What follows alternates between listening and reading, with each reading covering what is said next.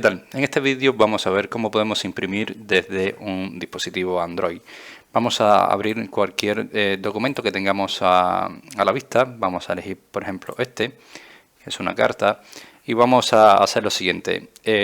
Para imprimir, lo primero que tenemos que hacer es irnos directamente a los tres punticos y nos vamos a ir a compartir. Una vez que estamos aquí, vamos a elegir o vamos a buscar el icono de la impresora, ¿vale? Vamos a elegir la impresora y le vamos a dar a imprimir. Si te fijas, predeterminadamente viene que va a imprimir este documento como un PDF. Lo lógico es que nosotros queramos imprimirlo directamente desde la impresora, por lo tanto vamos a irnos aquí y vamos a buscar todas las impresoras. Si esto se mete un ratico así y no encuentra ninguna impresora, lo primero que tenemos que hacer es elegir, por ejemplo, la impresora, o vamos a elegir la aplicación que necesitamos para que la impresora se conecte a nuestro dispositivo Android.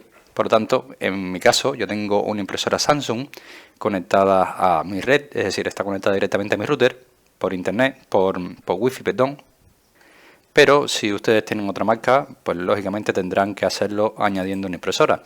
Si te fijas, aquí tenemos varios servicios recomendados. Por ejemplo, si nos aparece el servicio de Samsung y tu modelo de impresora es Samsung, pues tendrás que instalar la aplicación de Samsung.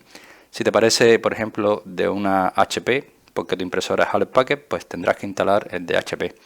En mi caso voy a instalar el nuestro, que es el que necesito. Voy a descargarme la aplicación de la Play Store, voy a instalarla.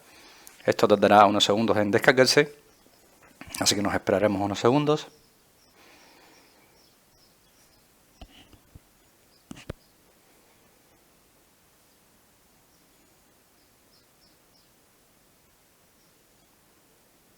Vale, vamos a abrir esta aplicación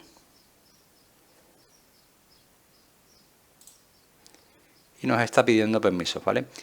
Nos está pidiendo, ayúdanos a mejorar la experiencia, esto no, pero bueno, tenemos que aceptar las condiciones porque es las condiciones de contrato.